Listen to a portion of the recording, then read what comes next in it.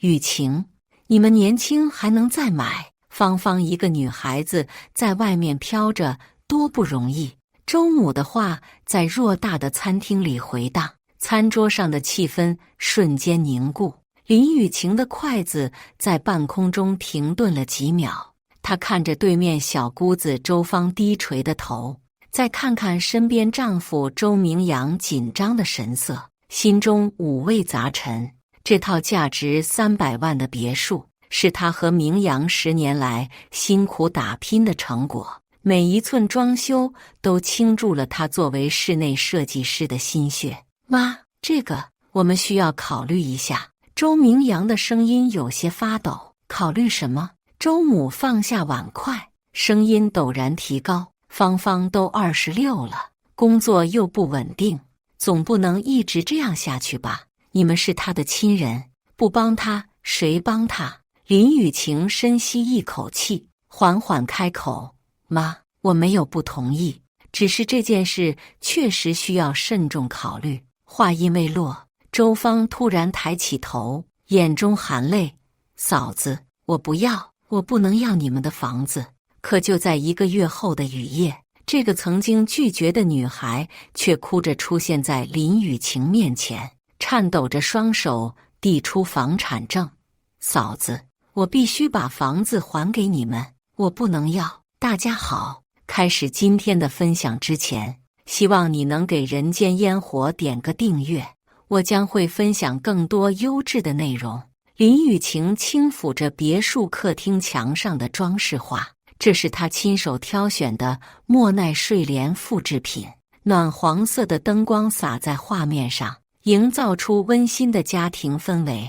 7年的婚姻生活中，她和周明阳从一间出租屋的蜗居开始，一步步打拼到拥有这套位于市中心的3层别墅。老婆，今天妈打电话说想过来吃饭。周明阳从书房走出来，神色有些复杂。当然可以，我去买菜。林雨晴放下手中的设计图纸。芳芳也一起来吗？应该会来。周明阳走到妻子身边，轻抚她的肩膀。雨晴，芳芳最近状态不太好，工作又丢了，妈可能会。我知道。林雨晴打断了他的话，别担心，一家人吃顿饭而已。她心里清楚，婆婆周母对小女儿的偏爱近乎溺爱。周芳大学毕业4年来，换了7、8份工作，每次遇到困难就回家找妈妈诉苦，而周母总是无条件地支持女儿，甚至责怪用人单位不识人才。傍晚时分，周母和周芳准时出现在别墅门口。周母穿着一身深蓝色的丝质连衣裙，精神矍铄，而周芳则穿着简单的白色 T 恤和牛仔裤，脸色有些憔悴。妈，芳芳，快进来！林雨晴热情地迎接。我做了你们爱吃的红烧肉。雨晴辛苦了。周母笑着走进客厅，目光却不自觉地打量着周围的装修。这房子装修得真好，住着肯定舒服。餐桌上，林雨晴精心准备的8道菜散发着诱人的香味。周明阳给母亲和妹妹夹菜，试图活跃气氛。芳芳，听说你在学插花？林雨晴关心地问道。只是随便学学。周芳的声音很小，眼神有些游离。现在工作不好找，你也别着急。林雨晴安慰道。要不要我介绍几个设计公司给你？周母突然放下筷子，眼神变得严肃，说到这个，我正想和你们聊聊芳芳的事情。客厅里的气氛瞬间紧张起来。周明阳握紧了妻子的手，林雨晴感受到他手心的汗意。芳芳都26了，还在外面租房子住。周母的声音逐渐升高。你看看人家同龄的女孩子，哪个不是有自己的房子？妈，芳芳还年轻，慢慢来就好。周明阳试图缓解气氛。慢慢来。周母的眼中闪过一丝不满。女孩子的青春能有几年？他现在这个状态，哪个男孩子会要他？周芳的脸涨得通红，眼泪在眼眶中打转。妈，你别说了，我说的都是实话。周母的声音更加坚决，转向林雨晴和周明阳：你们年轻，有能力，将来还能再买房子。芳芳一个女孩子，总不能一辈子飘着吧？林雨晴的心咯噔一下，她隐约感觉到了什么。妈，您的意思是？周明阳的声音有些发颤。我的意思很简单。周母深吸一口气，你们把这套房子过户给芳芳，让她有个安身立命的地方。话音落下，整个餐厅陷入死一般的寂静。林雨晴感觉血液一瞬间涌向大脑，耳边嗡嗡作响。这套别墅是她和明阳10年来所有积蓄的结晶，是他们无数个加班夜晚的成果，是他作为室内设计师的梦想之家。妈，周明阳的脸色苍白。你们是一家人，自家人还计较什么？周母的声音带着不容置疑的威严。雨晴也是做设计的，知道房子对一个女人的重要性。林雨晴强迫自己保持冷静，她看向周芳，发现小姑子正紧张地咬着下唇，眼中满含愧疚。嫂子，我不要，我真的不要。周芳突然站起来，声音哽咽，这是你们辛苦买的房子，我怎么能要？你怎么就这么没出息？周母怒视着女儿，你嫂子心地善良，不会跟你计较的。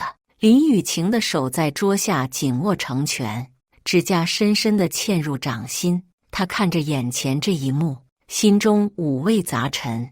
理性告诉他应该拒绝，但感性却让他心疼这个一直生活在母亲羽翼下的小姑子。妈，我们需要时间考虑一下。周明阳的声音带着恳求。考虑什么？难道芳芳还不如外人重要？周母的话直击要害。我养了你30多年，现在连这点忙都不肯帮。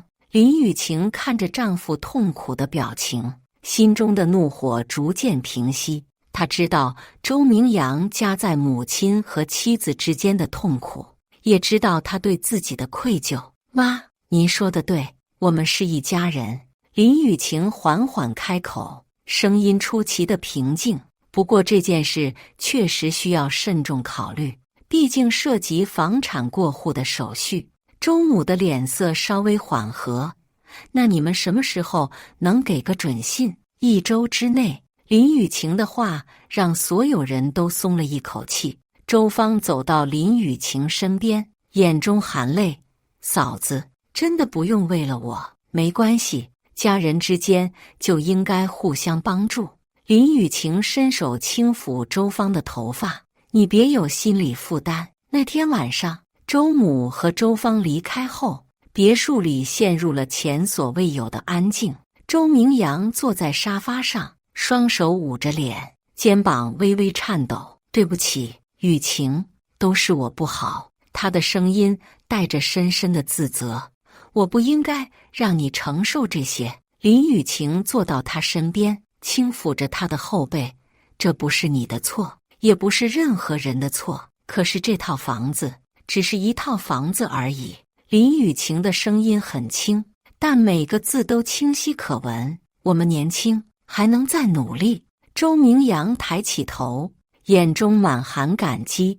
雨晴，我发誓，将来一定会给你更好的。林雨晴笑了笑，但眼中却有泪光闪烁。她走到落地窗前，看着窗外的夜景。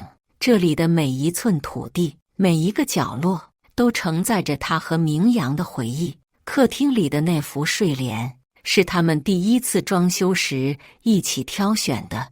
厨房里的烤箱，是他生日时明阳的惊喜。卧室里的那张大床，见证了他们无数次的深谈和相拥。放弃这一切，真的那么容易吗？第二天上午，林雨晴来到自己的设计工作室。这是一间位于市中心的精装修办公室，墙上挂着她设计的各种作品照片，阳光透过百叶窗洒在她的办公桌上，温暖而宁静。雨晴，你脸色看起来不太好。闺蜜张丽推门而入，手里拿着2杯咖啡，是不是又熬夜画图了？张丽是林雨晴的大学同学，也是她最信任的朋友，两人认识10多年。张丽直率的性格总能给林雨晴带来不同的视角。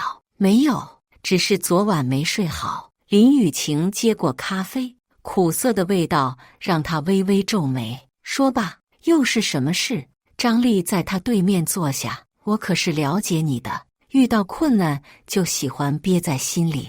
林雨晴犹豫了一下，最终还是把昨晚的事情告诉了张丽。什么？张丽几乎从椅子上跳起来。他要你们把价值300万的别墅过户给小姑子，这是抢劫吗？丽丽，你小声点。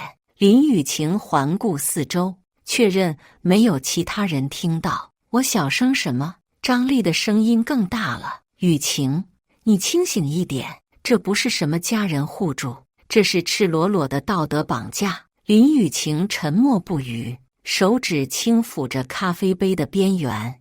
你和明阳为了这套房子付出了多少？张丽继续说道。你们每天工作到深夜，周末还要加班，连蜜月都推迟了半年，就是为了攒够首付。现在好不容易过上好日子，凭什么要拱手让人？芳芳确实不容易。林雨晴轻声说道。不容易？张丽冷笑。谁的人生容易？她工作不稳定是因为什么？还不是从小被他妈惯坏了，遇到困难就想着逃避，现在逃避不了了，就想要现成的。林雨晴抬起头，眼中有些痛苦。可是明阳夹在中间很难受，所以你就要牺牲自己。张丽握住他的手。雨晴，我知道你善良，但善良不代表要做冤大头。你想想，如果你们把房子给了他，将来再买房子要多少年？这个问题让林雨晴陷入沉思。以他们目前的收入水平，即使不吃不喝，也需要至少5年才能重新买到同样的房子，而5年后，房价可能已经涨到更高的水平。而且，张丽继续分析，你有没有想过，这次你答应了，将来还会有什么要求？结婚需要钱，生孩子需要钱，孩子上学需要钱，样样都要你们出。林雨晴的心中涌起一阵不安，她知道张丽说的有道理，但心中却有另一个声音在提醒她，那是明阳的妹妹，是他们的家人，我需要再想想。林雨晴最终说道。别想了，直接拒绝。张丽的态度很坚决，如果明阳真的爱你，就应该保护你，而不是让你承受这种委屈。下午时分，林雨晴独自来到城市公园，这里是她经常来放松心情的地方。绿树成荫，湖水清澈，她坐在湖边的长椅上，看着远处的荷花池，心中思绪万千。嫂子，一个熟悉的声音从身后传来。林雨晴回头，看到周芳正拖着疲惫的身躯走向她，小姑子的眼睛红肿，显然刚刚哭过。芳芳，你怎么在这里？林雨晴关心地问道。我经常来这里。周芳在她身边坐下，声音有些哽咽。嫂子，昨天的事情，我真的不知道妈会那样说。林雨晴看着眼前这个瘦弱的女孩，心中涌起一阵怜悯。周芳从小就是家里的掌上明珠，父母的溺爱让她养成了依赖的性格，但本质上并不坏。你别有心理负担，这不是你的错。林雨晴温声安慰，可是我觉得很愧疚。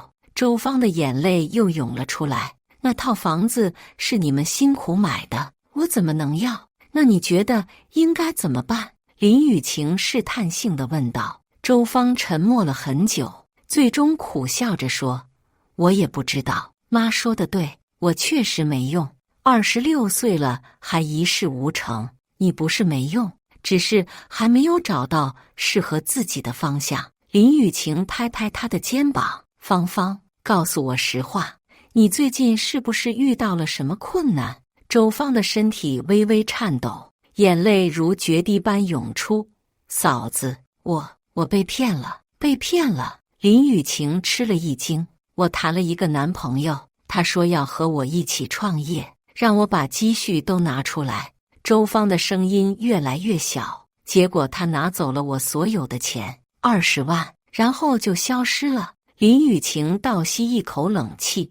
20万对于刚毕业没几年的周芳来说，确实是一笔巨款。你报警了吗？报了，但警察说证据不足，他可能早就准备好了各种说辞。周芳的眼中满含绝望。我现在连房租都交不起，妈不知道这件事，她要是知道了会疯的。林雨晴终于明白了周芳最近状态不好的原因。失恋和被骗的双重打击，让这个本就脆弱的女孩彻底崩溃了。为什么不告诉家里？我不敢说。周芳摇头。从小到大，我就没有让父母失望过，他们把我保护得太好，我自己也以为世界就是那么美好。林雨晴看着眼前泣不成声的小姑子，心中的怒气渐渐消散，取而代之的是深深的同情。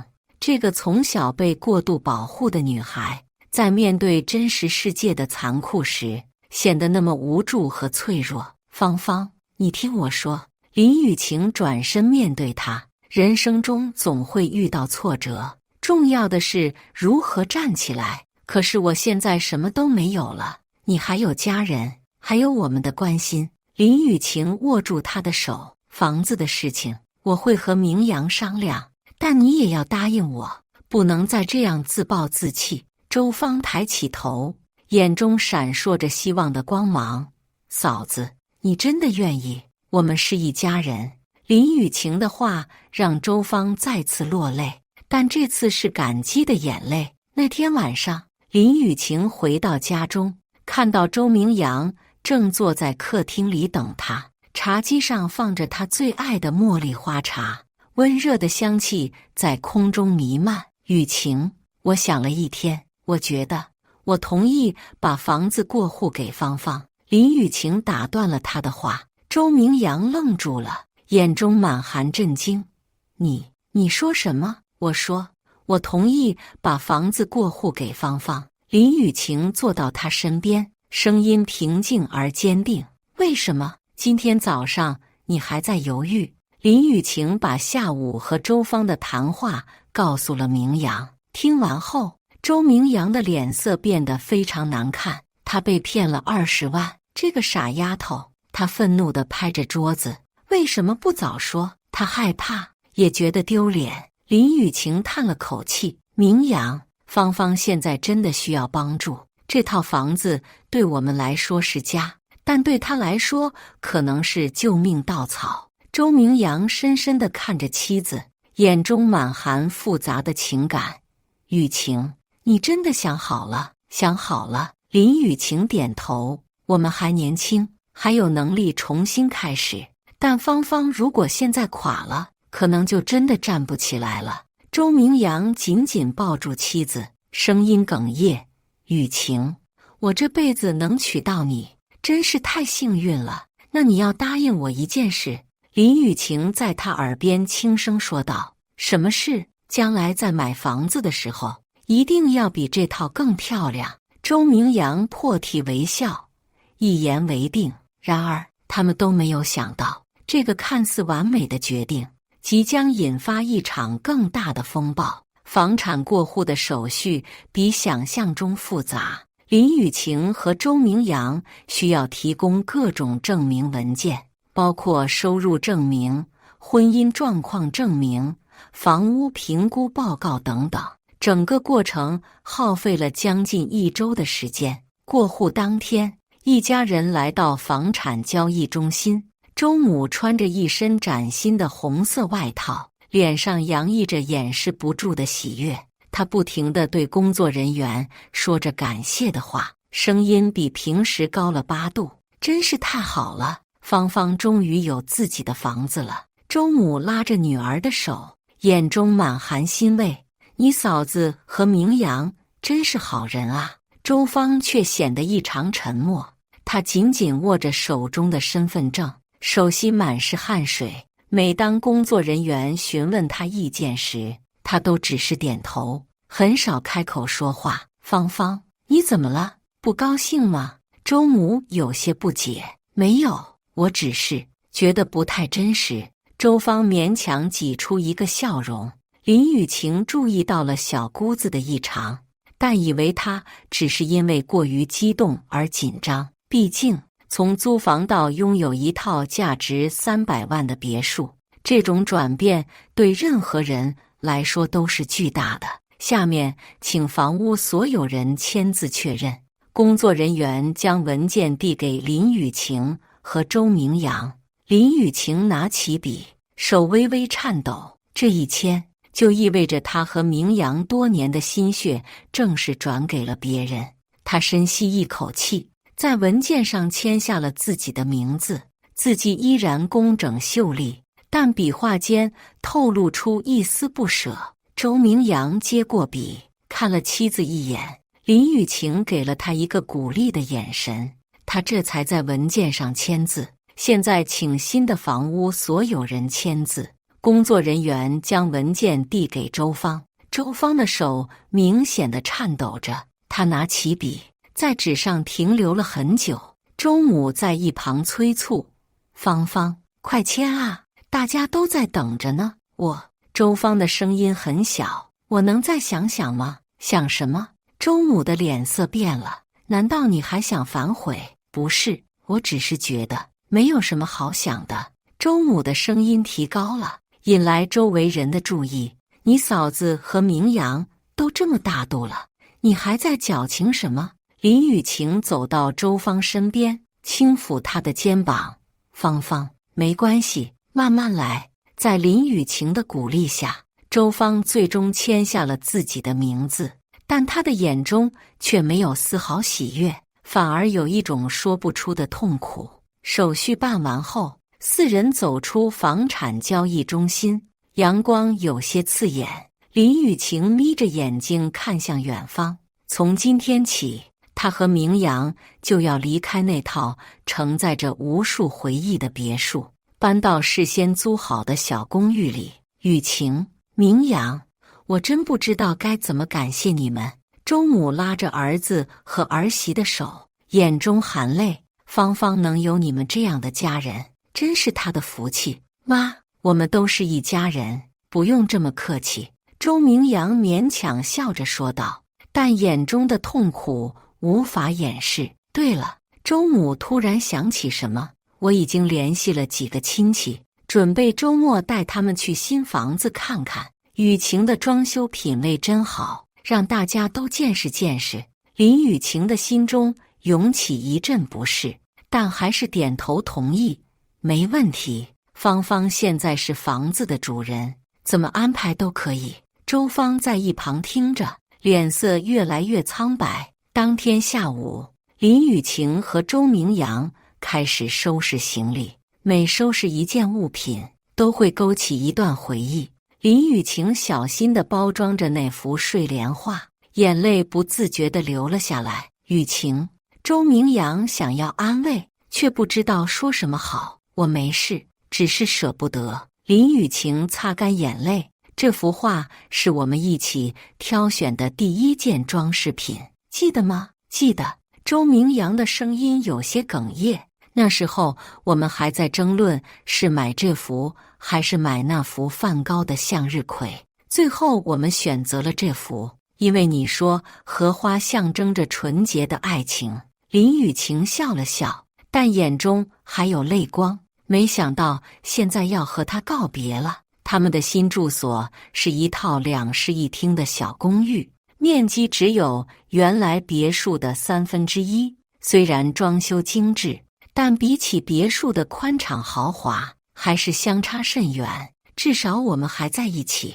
周明阳抱住妻子，房子没了可以再买，但家人不能失去。林雨晴靠在他的怀中，心中五味杂陈。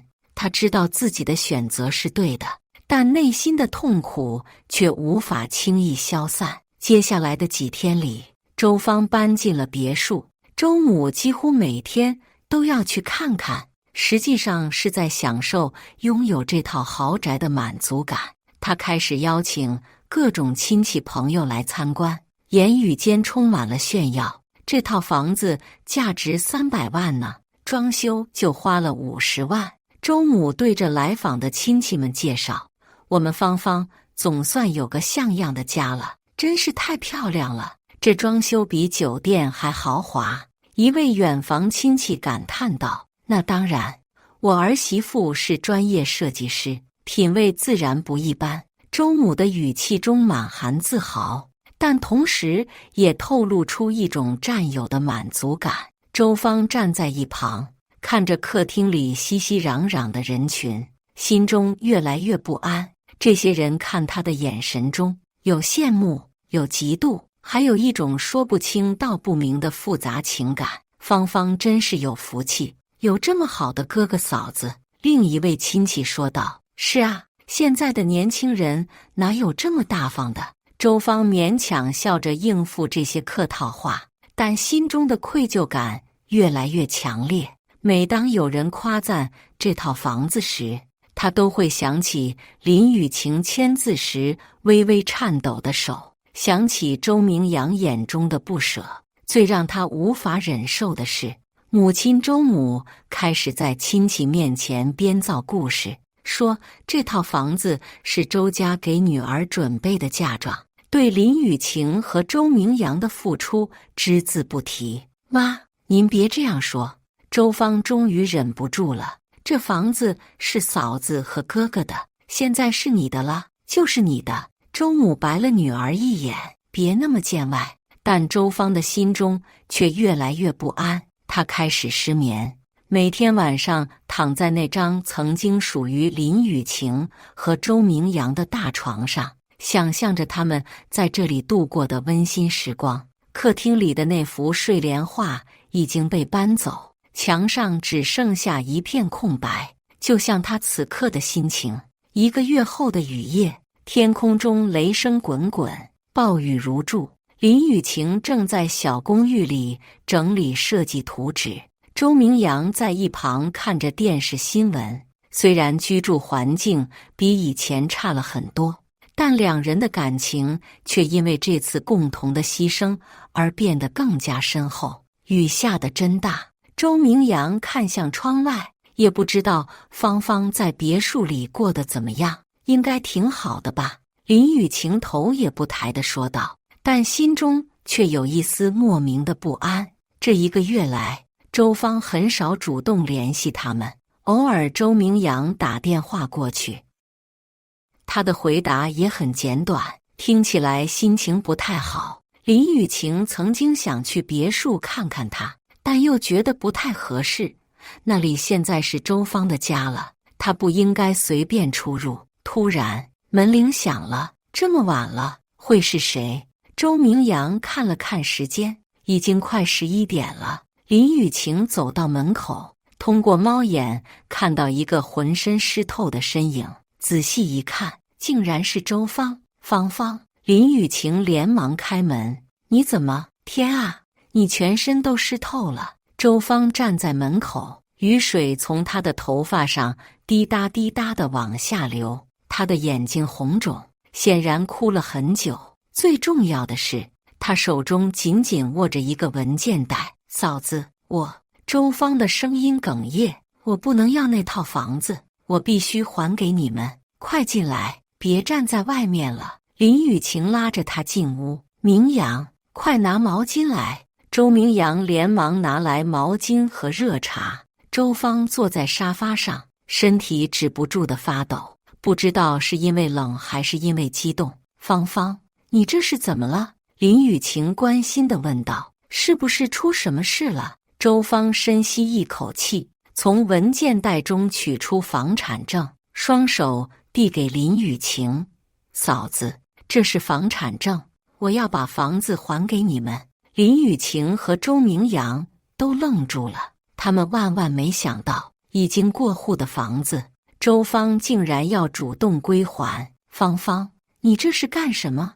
周明阳不解地问道。房子不是已经给你了吗？不，我不能要。周芳的眼泪又流了下来。嫂子，我必须告诉你们真相。妈，她从一开始就没有真心为我考虑过。接下来，周芳将母亲要卖房子的事情原本地告诉了林雨晴和周明阳。当他说到周母要把钱给表侄子买房时，周明阳的脸色变得非常难看。什么？妈要把房子卖了？周明阳简直不敢相信自己的耳朵。是的，他已经联系了买家，说可以全款购买。周芳的声音越来越小。他说，我一个女孩子早晚要嫁人，房子给男孩子才有意义。林雨晴感觉胸口一阵窒息，她怎么也没想到自己的善意竟然被如此利用。那套承载着她和明阳10年心血的别墅，差点就要被当作商品卖给陌生人。嫂子，我知道我没脸见你们。周芳跪在沙发前，眼泪如雨下。我应该早点发现妈的真实想法，不应该让你们的善意被这样践踏。芳芳，你快起来！林雨晴连忙扶起她。这不是你的错，不，就是我的错。周芳激动地说道。如果我早点成熟一些，早点独立一些，就不会发生这种事情。我被妈保护得太好，以为世界就是那么美好，结果害了自己，也害了你们。周明阳的拳头紧握，脸色铁青。我真没想到，妈竟然会这样做。明阳，你别怪妈妈。林雨晴虽然心中愤怒，但还是说道，她可能也有她的考虑。什么考虑？这是赤裸裸的欺骗。周明阳的声音带着怒火。他利用我们的善良，利用芳芳的信任，就是为了给一个外人买房子。哥，你别生气。周芳擦干眼泪，我已经想清楚了，这套房子必须还给你们，而且我也不想再依赖家里了。芳芳，林雨晴看着眼前这个瘦弱的女孩，心中五味杂陈。经历了这次事件，周芳好像一下子成熟了很多。嫂子，我知道您心地善良，但请您一定要收回这套房子。周芳的声音非常坚定。这是您和哥哥用爱和汗水买来的，不应该被这样糟蹋。林雨晴接过房产证，手微微颤抖。这个熟悉的证件，1个月前他亲手交给了周芳，现在又回到了他的手中。世事变化之快，让人感叹。芳芳，房子我们可以收回，但你怎么办？林雨晴关心地问道。你现在住哪里？我在外面租了个小单间。周芳说道。虽然条件不好，但至少是我自己努力得来的。什么？你租房子了？周明阳吃惊地问道。什么时候的事？就在今天下午。周芳苦笑着说道。我和妈大吵了一架后，就搬出来了。她现在可能还在生我的气呢。林雨晴心中一动。芳芳，要不你暂时住在我们这里吧？不，我不能再给你们添麻烦了。周芳连忙摆手。不是麻烦，我们是一家人。林雨晴握住他的手。而且你今晚总不能再回去淋雨吧？周明阳也点头同意。芳芳，先住下来再说。你这次做得很对，我为你感到骄傲。听到哥哥的夸奖，周芳的眼中闪烁着感动的泪光。从小到大，她很少得到这样的肯定，因为在母亲的保护下，她很少有机会真正为什么事情承担责任。谢谢你们，周芳哽咽着说道。嫂子，你能原谅我吗？原谅什么？你没有做错任何事情。林雨晴轻抚着她的头发，反而是你教会了我什么叫做真正的勇气。嫂子，芳芳，你知道吗？林雨晴的声音很温柔。今天你能主动把房子还回来，说明你真的长大了，这比任何房子都更珍贵。那天晚上，3个人坐在小公寓的客厅里，聊到了很晚。周芳把这1个月来的种种感受都说了出来，包括她在别墅里的不安，对母亲行为的愤怒，以及最终做出决定的心路历程。其实我一直都知道，那不是我的家。周芳说道，每天晚上躺在那张床上，我都会想起你们在这里度过的美好时光，那些家具，那些装饰，每一样都带着你们的印记。我一个外人住在里面，就像是在亵渎什么神圣的东西。你不是外人，你是我们的家人。林雨晴认真地说道。是的，我是家人，但不是那套房子的主人。周芳的话让林雨晴和周明阳都沉默了。这个年轻的女孩用她朴素的话语道出了深刻的道理。外面的雨渐渐停了，月亮从云层中露出脸来。林雨晴看着手中的房产证，心中涌起复杂的情感。这1个月来的痛苦和不舍，此刻都化作了对周芳的敬佩和感动。第2天一早，周明阳做了一个重要的决定，他要去找母亲当面对质。明阳，你别太激动，林雨晴担心地说道。妈妈毕竟是长辈，有些话必须说清楚。周明阳的态度很坚决，这次的事情已经超出了底线。周芳也想跟着去，但被林雨晴劝止了。你昨天刚和妈妈吵过架，今天去可能会火上浇油，先让明阳去处理，我们在家等消息。周明阳来到别墅时，发现周母正在客厅里打电话，声音很大，明显是在和什么人争吵。什么叫不卖了？合同都谈好了，你们怎么能反悔？周母的声音充满愤怒。我女儿只是一时冲动，过2天就好了。看到儿子进来，周母连忙挂了电话，脸上挤出一个尴尬的笑容。明阳，你怎么来了？妈，我们需要谈谈。周明阳的语气很平静，但眼中有着从未有过的严肃。谈什么？是不是芳芳那丫头跟你说什么了？周母的语气带着防备。她昨天不知道发什么疯，说什么都不肯卖房子。妈，房子本来就不应该卖。周明阳坐到母亲对面，那是雨晴和我的心血，我们把它给芳芳，是希望她能安稳的生活，不是让您拿去做交易的。什么交易？我这是为了整个周家好。周母的声音提高了。小军马上要结婚了，在城里买房子需要很多钱，咱们有能力帮助他，为什么不帮？小军是您的侄子，不是我的儿子。周明阳第1次对母亲如此严厉。他要买房子，可以靠自己努力，凭什么要用我们的房子？他是周家的男孩子，将来要传宗接代的。周母理直气壮地说道。芳芳一个女孩子，早晚要嫁人，到时候还不是别人家的人。妈，您这种想法太落后了。周明阳感到痛心。芳芳是您的女儿，是我的妹妹，她就是周家的人，为什么在你心里，侄子比女儿还重要？我这不是重男轻女。周母有些慌乱。这不是重男轻女是什么？周明阳站起来，在客厅里来回踱步。妈，您知道雨晴为了这套房子付出了多少吗？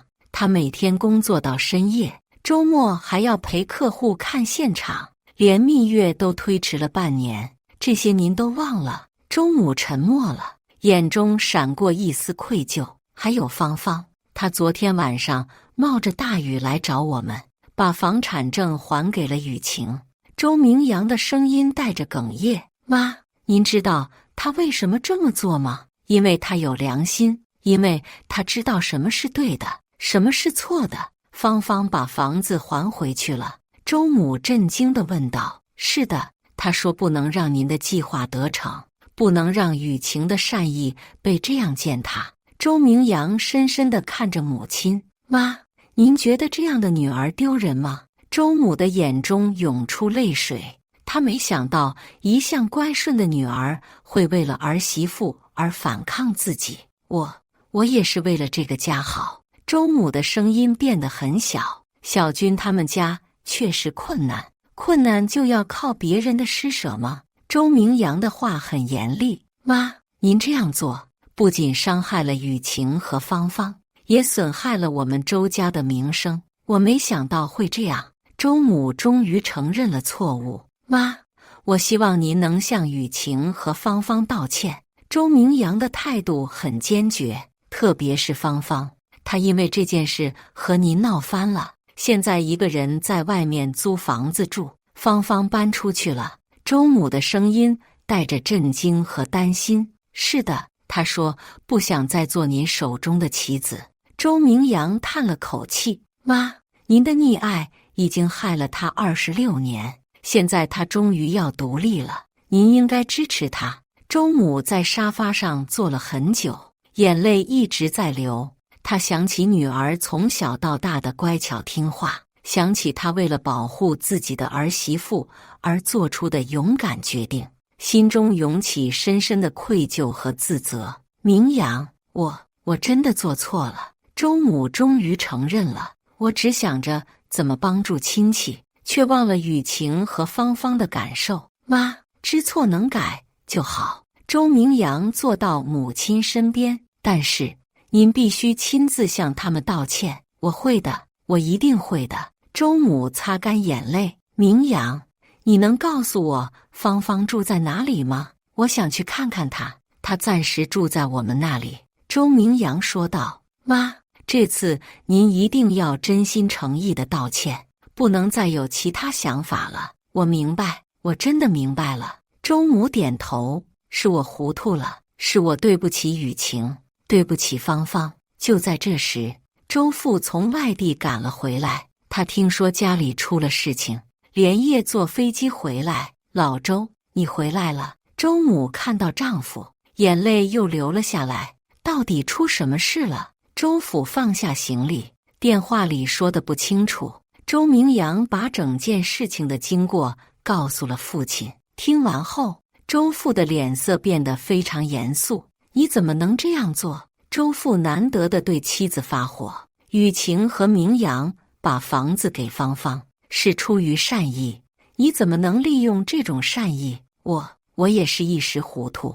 周母低着头。一时糊涂。周父的声音提高了。你是想为了小军卖房子，这叫一时糊涂。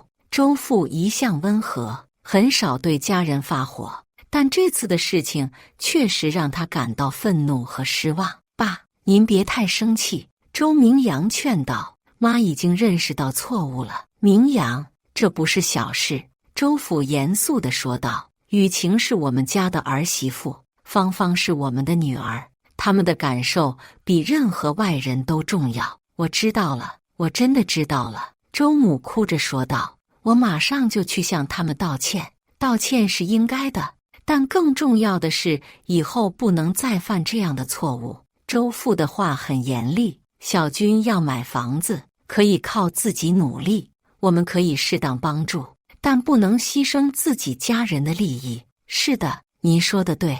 周母连连点头。当天下午，周父和周母一起来到了林雨晴和周明阳的小公寓。看到父母出现在门口，林雨晴和周芳都有些紧张，特别是周芳，她昨天才和母亲大吵一架，不知道今天母亲是什么态度。爸妈，快请进。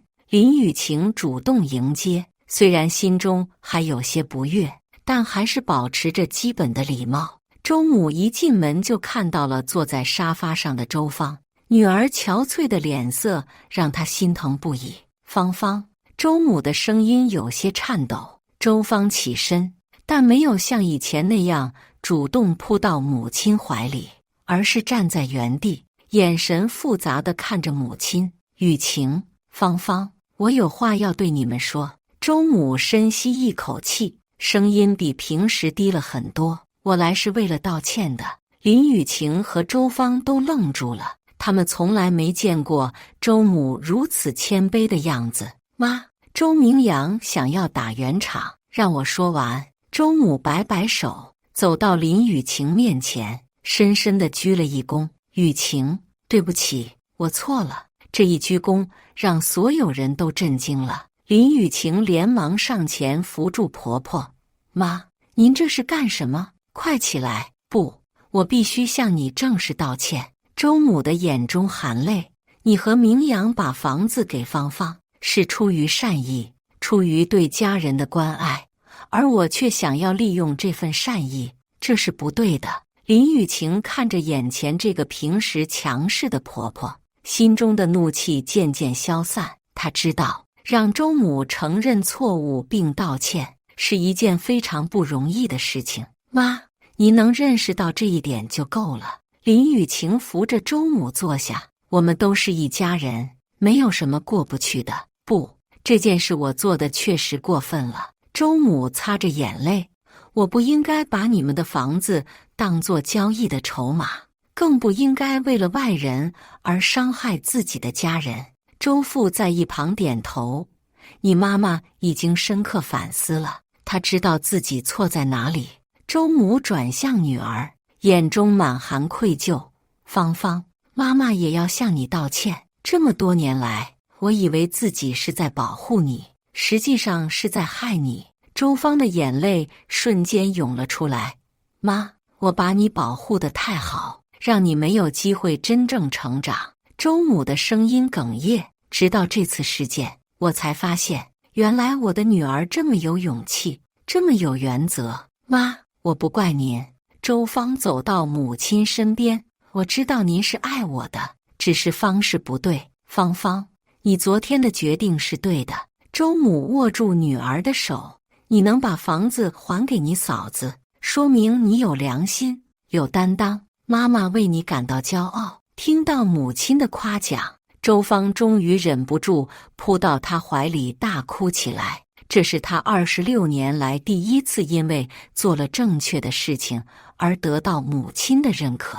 妈，我以后要靠自己努力生活，不能再让您操心了。周芳哽咽着说道。好，妈妈支持你。周母轻抚着女儿的头发。你要记住，无论什么时候，家里的门都为你敞开，但前提是你要做正确的事情。周父也走到儿媳妇面前，深深地鞠了一躬。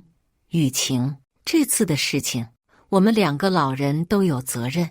我常年在外工作，对家里的事情关心不够，让你受委屈了。爸，您别这样。林雨晴连忙扶起公公，您工作辛苦，我们都理解。不，这不是理由。周父的态度很诚恳，家庭和睦比什么都重要。我以后会更多的关注家里的事情。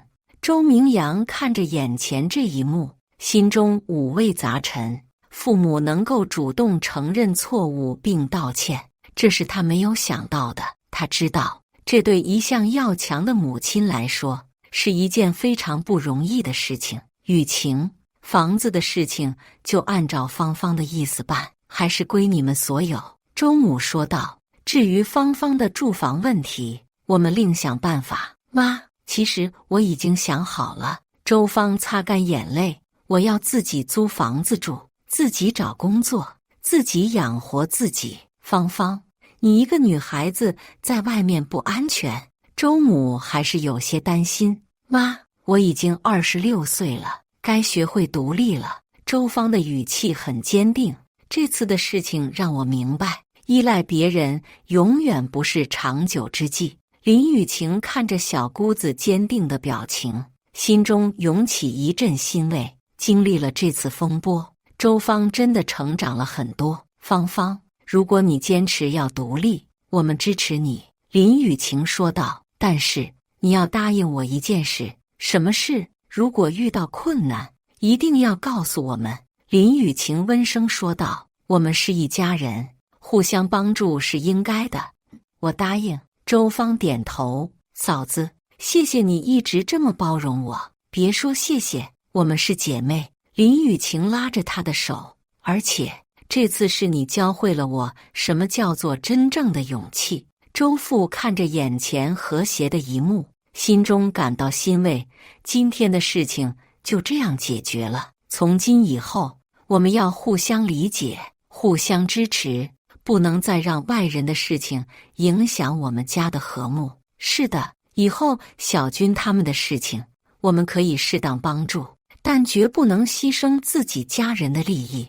周母也表态道：“那我们今天就搬回别墅吧。”周明阳提议道：“反正东西也不多。”好。林雨晴点头，但又看向周芳：“芳芳，你确定不和我们一起住？”“不了，我要学会独立。”周芳摇头：“不过我会经常回去看你们的。”“那好，但这几天你先住在这里，等找到合适的房子再搬。”林雨晴坚持道。当天晚上，一家人在小公寓里吃了一顿简单的晚餐，虽然条件简陋，但气氛却前所未有的和谐。周母主动帮忙洗碗，周芳帮忙收拾房间，周父和周明阳在客厅里聊着家常。“雨晴，你的厨艺真好。”周母真心地夸奖道。“以前我总觉得你太年轻，现在看来是我小看了你。”“